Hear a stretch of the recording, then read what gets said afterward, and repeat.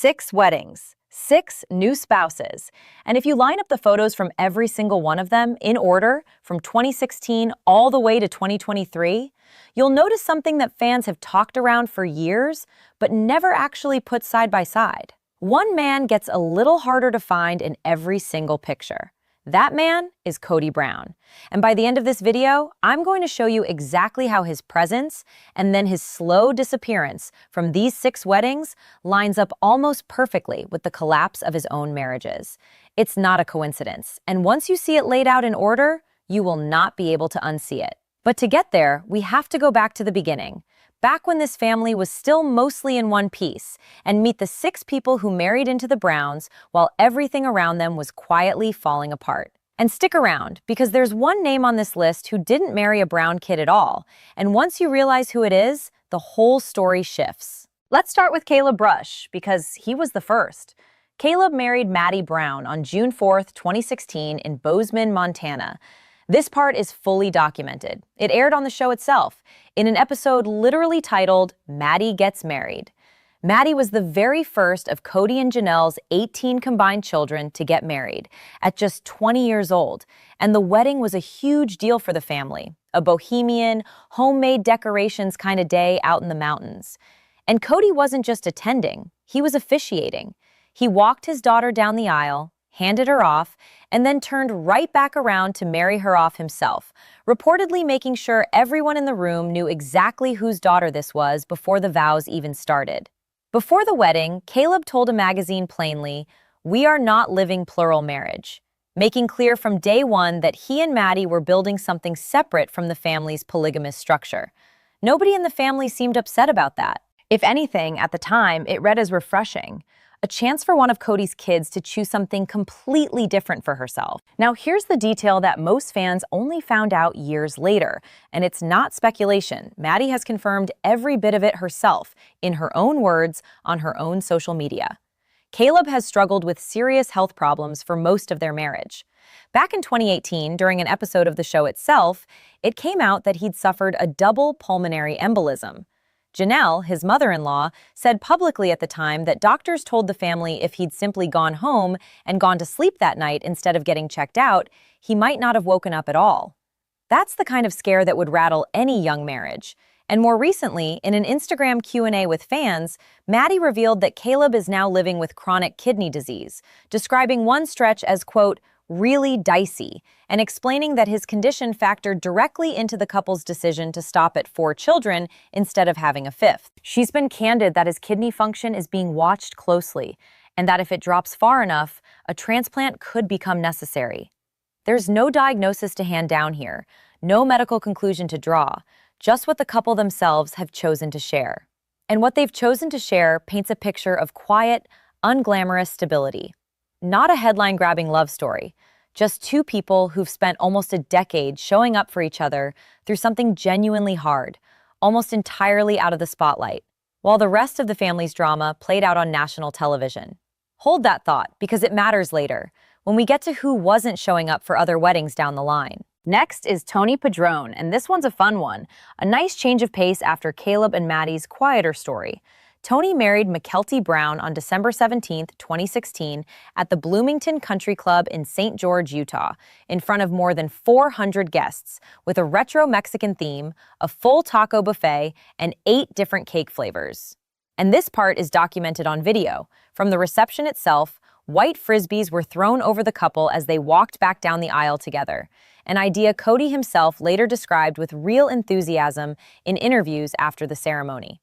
Tony had gone directly to Kody months earlier to ask for Mykelti's hand, and got a yes, even though Christine, Mykelti's mother, was reportedly a little more hesitant about how fast things were moving at first. Tony and Mykelti have mostly stayed out of the family drama since that day. They've gone on to have 3 kids together, a daughter, Avalon, born in 2021, and then twin boys, Archer and Ace, born the following year. By most accounts, from what little the couple shares publicly, they've built a quiet, fairly private life away from cameras, closer to a normal young family than a reality TV storyline. Fans on forums have long speculated, and this really is speculation, not a confirmed fact from anyone involved, that Tony might be the in-law who keeps the healthiest distance from the family's chaos, and that this distance is exactly why his and Mykelti's marriage has held up so cleanly while others around them have splintered. Nobody's ever confirmed that theory outright, but the timeline is hard to ignore. So we're about 30% of the way through this, and here's the question worth sitting with for a second. Out of all 6 of these people, which one do fans actually love the most? Because it's not always the one you'd expect walking in, and we've still got a few names ahead that might genuinely surprise you. Mitch Thompson is next, and his wedding to Aspyn Brown on June 17, 2018 at Lakai in Sandy, Utah, might be the most visually striking of the 6. This one's documented both on the show and in extensive wedding coverage at the time. As a nod to Mitch's Scottish heritage, he and his father wore kilts to the ceremony, and so did Kody, right alongside them, fully playing along with the tradition. All 4 of Aspyn's mothers wore matching hats that Mitch's own mother had handmade for the occasion. Instead of a traditional vow exchange, the couple did a Celtic hand-fasting ceremony, physically binding their hands together with cord rather than swapping rings they'd already been wearing for a while. 400 guests turned out for the reception. Here's the part that really matters for where this is all heading.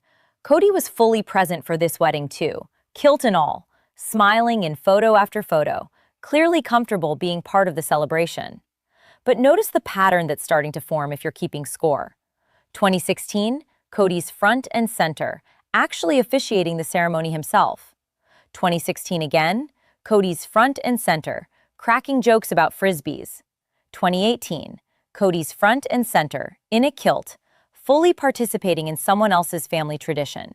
Aspyn and Mitch have since stepped almost entirely out of the spotlight, working ordinary jobs, living an ordinary life in Utah. And this year they announced they're expecting their very first child together after 7 years of marriage. But that closeness with Kody, right there at the altar in 2018, hold on to that, because starting with our next couple, something in this pattern changes, and it doesn't change back. Beatrice Rose married Gwendlyn Brown on July 15, 2023, in Flagstaff, Arizona, after the two met while working together at a fast food job and started dating in early 2022. This is documented through Gwendolyn's own Instagram announcement, where she captioned a photo of the two of them kissing in front of a glowing neon sign, "Say hello to Mrs. ×2 Rose." Christine was there, Mary was there, Janelle was there too, all 3 of Kody's exes turning out to support Gwendlyn on her big day. Gwendolyn's siblings showed up in force for the rooftop reception in Flagstaff. But go look at that guest list one more time. Kody does not appear in a single official wedding photo from that day. He reportedly turned up only briefly, glimpsed for a few seconds in the background of one picture that surfaced later, and that appears to be the extent of his presence.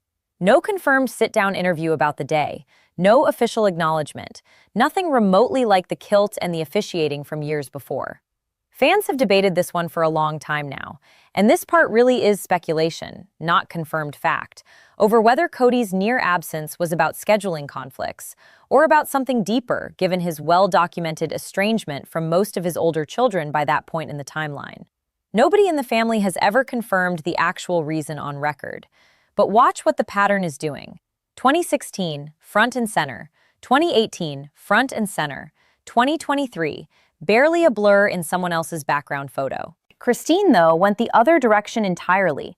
In her own Instagram post afterward, she welcomed Beatrice to the family directly, writing that she and everyone else were thrilled the two of them were married, and adding a hashtag about everlasting love.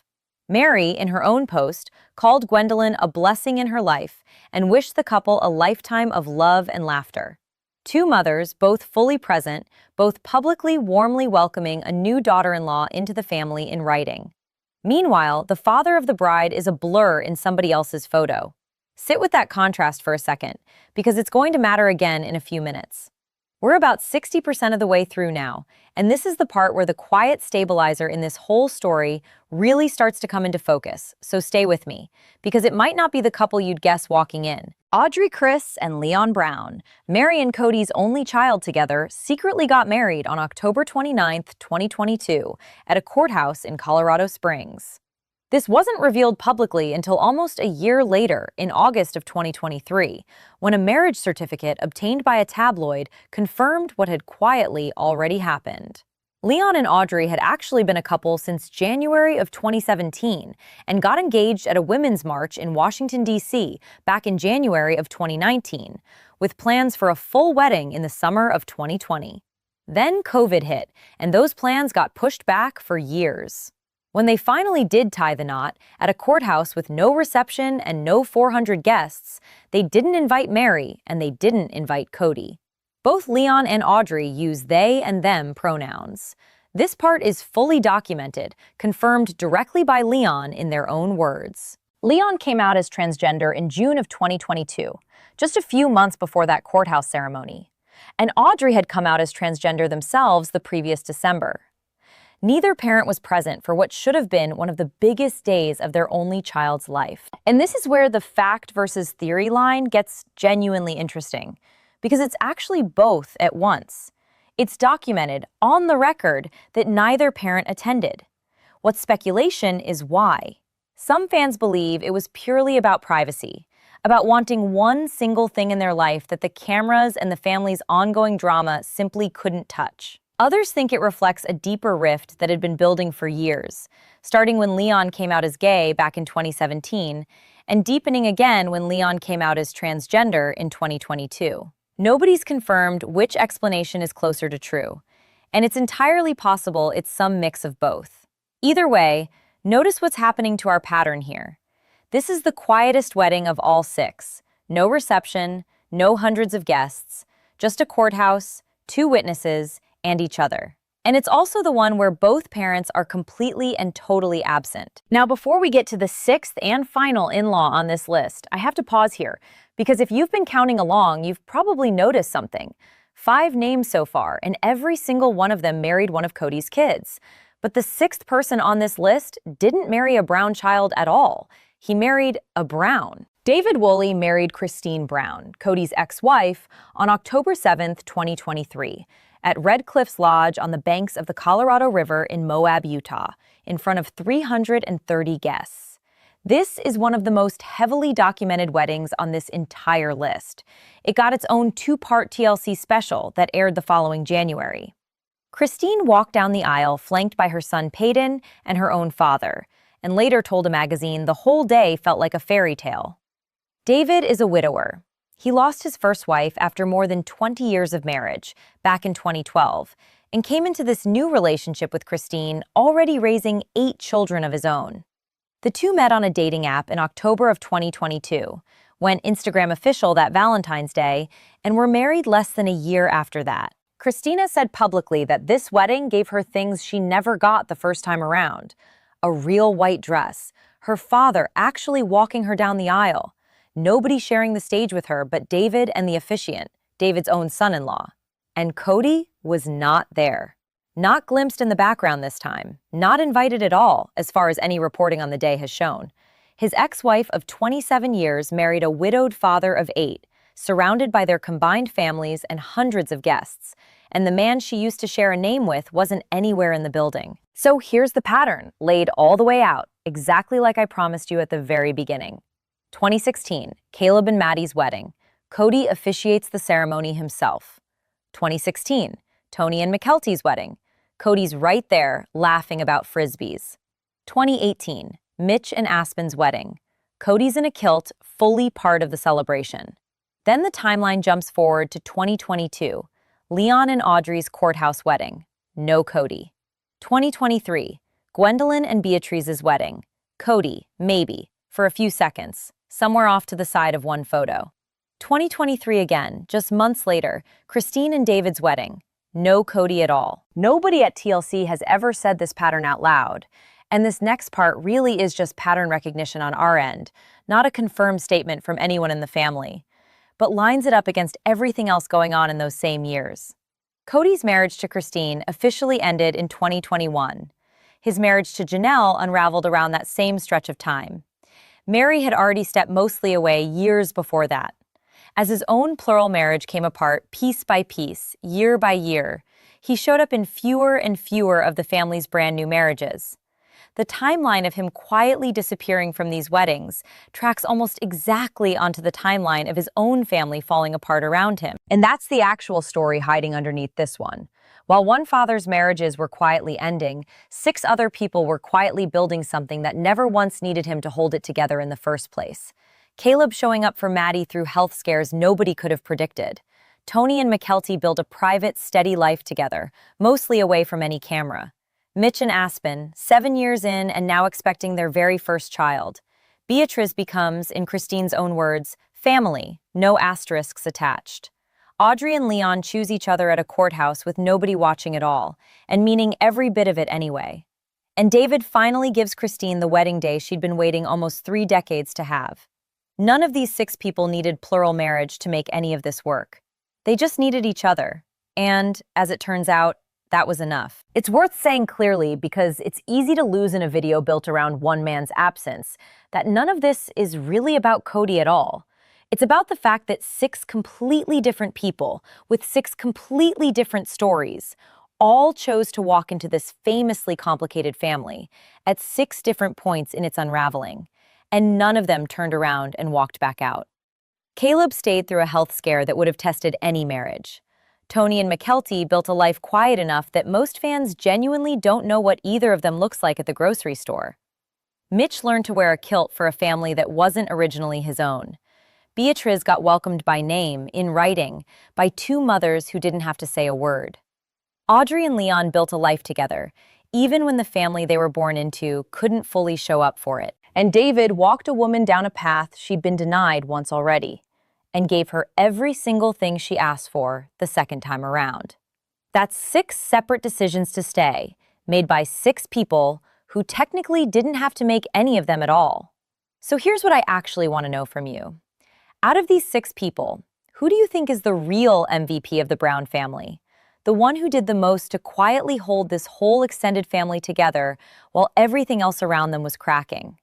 Drop your pick down in the comments, because I already know this fan base has strong opinions on this one, and I genuinely want to watch that argument play out.